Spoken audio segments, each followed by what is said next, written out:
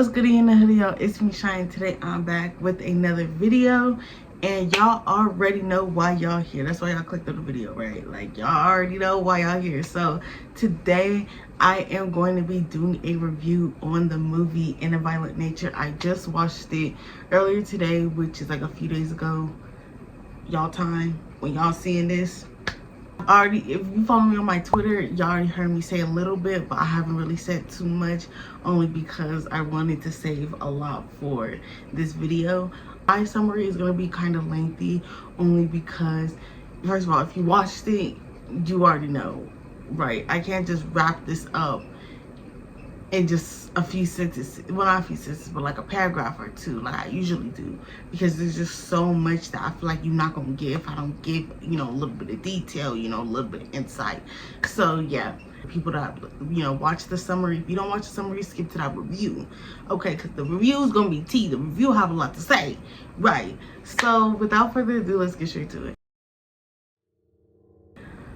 So In the Violent Nature starts out with us seeing what sounds like early 20-year-olds or just late teenager boys and seeing and watching them grab a necklace from this thing. I don't know what, you don't know what it is, but bottom line, they just grab a necklace from the woods and start to leave. It ends up activating our killer, whose name we find out shortly later is John, to awaken and want to retrieve his necklace. I was very confused at this part. I'm just keeping it a buck. I thought that this is what happened directly after, but apparently this might be a flashback. Correct me if I'm wrong, say y'all choose in the comments. He comes across a hunter and officer arguing. When the officer leaves, he kills the hunter, retrieves his necklace out of that house, which is one that his father gave him because it was his mother's necklace. So that's done with the flashback. Now back to the thing. Our killer stumbles upon a group of people in their late teens, early 20s. I want to say, I'm pretty sure it's early 20s, but riding and camping in the woods. They are reckless, shooting a gun at random and drinking alcohol. Typical camping horror story. This group's ended up telling a story of a boy named Johnny, our killer, and how he was a special needs and the whole town hated his father, which made them hate him. He died because of a prank that was pulled on him, and he fell from a tower, fire tower specifically, and broke his neck. Johnny's father died in a fight that broke out because he knew who killed his son. Ever since, everyone who showed up in the camp/woods would be slaughtered. Since then, it's been rumored that it was little Johnny that's been killing these people.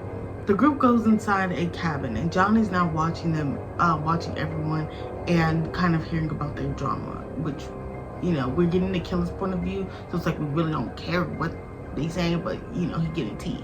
The guy's name Aaron goes to the restroom, which is in the outhouse, and John kills him. John brings Aaron's body to the police station, breaks into it using his body, and gets the old style fire mask and gear to put on and use. John sees two girls about to go for a swim. One leaves and the other one's still swimming. He kills the one still swimming, then he goes after the girl who went to go and do some yoga. She sees him but accepts her death, as her only other option was to jump off of a cliff.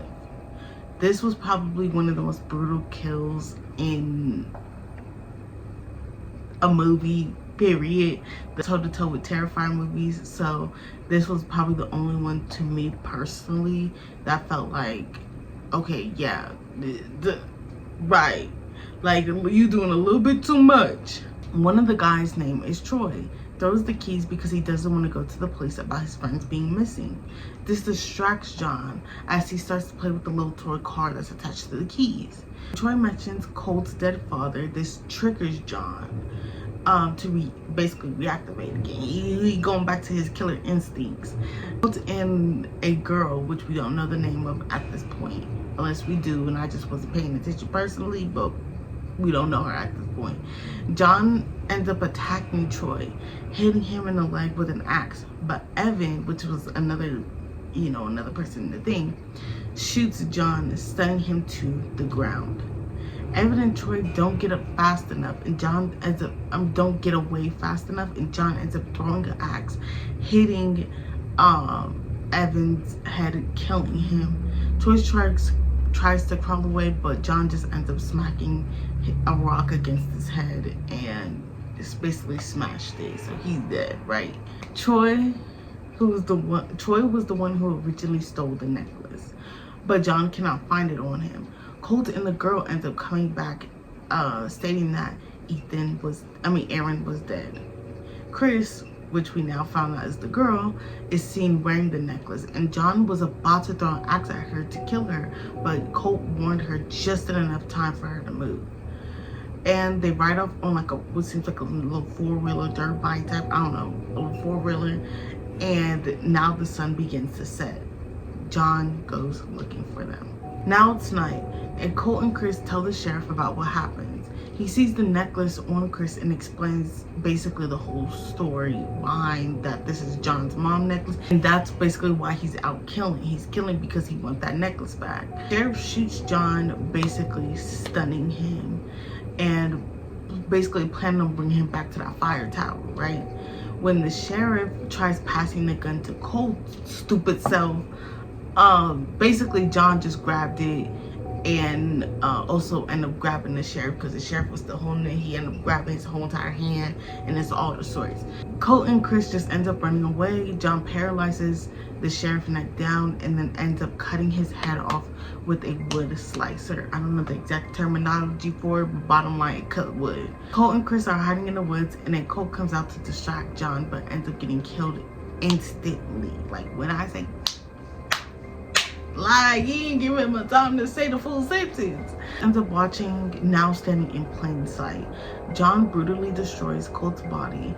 Then Chris ends up putting the necklace, putting the trap down that they were going to use on John. She puts that down, and then she also puts down the necklace and ends up running away, hoping that this is going to stop John from coming after her and wanting to attack her. The thudding noise of John smashing in Colt's head is still ringing in Chris's head. Basically, she could still hear that noise all night, having like a whole stick in her leg, which, you know, makes her walking ability very limited at this point. She finally makes it up to a road where she ends up stopping a car. Chris conversates with the woman who picked her up, and then the woman tells a story about how a bear attacked her brother, but her brother still survived. The movie concludes with the woman wrapping up Chris's injury and Chris scanning the woods for John, expecting for him to come back. He doesn't, but... Okay, so that's it for the summary. I know it was pretty lengthy. I know it was pretty long. Like I said, I needed to kind of explain a lot just in order for you to kind of get what the whole entire movie was about, especially because there's flash forwards, flashbacks, it's this, that, and the other, right? But let's get into my review. First of all, foremost, I do not hate this movie, period. That's it. Period. I actually enjoyed it. I know a lot of people saying like, yeah, it was boring. But let me tell you something. You know what's just so funny to me? Is I said this, right? So if you follow me on my Twitter, which is why, right? So basically, I originally said that I don't know if this movie is going to be so interesting to me. I mean, not interesting, but obviously it's going to be interesting to me, period. I already knew that. But I didn't know if it's going to be scary or be frightening or, you know, really do something to me to make me feel like, oh, okay, this is a horror movie, because it's telling it from the POV of the killer. You feel me? Like, we're not going to see just something be like get jump scared or feel creeped out because we're seeing it from the killer's perspective. We're not fixing to sit here and be like, oh, where's the killer at? What is he gonna do? Is he running? Is he chasing after us? We don't feel that. I already said that, mind you. And everyone's all like, oh no, you're gonna feel the anxiety, you're gonna feel this, that, and the third, right? Then when the movie came out, y'all sitting there like, well, it wasn't that scary. Yeah, hello? But bottom line, I feel like that this is the type of movie I'm not gonna sit and spend money, probably about $20 to go and see this in theaters, me personally. You know, that's including, you know, the ticket, the drinks, you know, something to eat, about $25, you know. But yeah, it's definitely a movie I would probably watch again. Period, it eats. Next, speaking of it being, you know, horror and how I felt about that. Yeah, so it didn't necessarily frighten me. Like, it wasn't really necessarily like scary, but it did have its moments throughout that I just felt so like, oh, like I just felt that anxiety. I felt that like, oh my god, look, he's right here, the killer's right there. Like, I felt that, and that's what I liked about it. That's what I enjoyed. It was that it was a little bit anxiety. It was a little bit, and at some points it was like, oh my god, like, you know, little jump scares every now and then, you know. Next, one thing I didn't like, now this is actually a critique, and what I didn't like about the film was the fact that to me it felt like a typical 90s horror thing, right? And I'm getting to Jason Voorhees in a minute, but that's just the way I did it when it came to like the things that they were doing, or just the way that they executed some of the lines and they were saying things and talking with each other. It felt like it was just so 90s. But the problem that I have wasn't that. It was the fact that they were using current time lingo and current time references throughout it. That's what I didn't like, because don't give what could have been a 90s, oh, it would have been so good if they didn't add certain stuff, like when they brought up cancel culture or toxic masculinity and they said things like that. It just immediately threw me off, because I don't even like hearing that on a day-to-day basis, let alone on a movie I'm trying to enjoy. You feel me? I feel like that I would have just loved it. It was completely like a cliche 90s camping horror type of thing. I period, I would have loved it. Next, Jason Voorhees. Okay, yeah, no. This is another critique. I just feel as though it was bottom line, they might as well put in the title screen, Jason Voorhees inspired film, period. Like, that's just, to me, that's essentially what it felt like. Bottom line, essentially, it's just Jason Voorhees POV. That's what this. Next, I have just more of a critique on the film itself and how it was made. I know. I just started studying film, but I just had this one thing I didn't like, was like the way that they showed the lighting in some of the scenes. I don't know if I find a picture, or if I find, you know, something that I could show y'all, I'll show y'all. But it was just certain parts where like he was walking through the woods at night, and the lighting just did not make sense for what he was doing. Like, it literally seemed like it was some car high beam lights that was used to show, basically, so we can see, the audience can see him, but it just made it seem like I was trying to figure out what these lights was for. What, like, okay, so, and then the part is that I get it, it could have been like the camp lights, but the camp lights were yellow lights. The lights on him was white lights. That was just like, okay. And it was like shown from where angle, whatever case may be. But it's just something I peeped. Now that I've been studying film, you know, I kind of peeped it. Not too big of a deal. It didn't really throw me completely off. So yeah, bottom line, that's how I felt about the movie.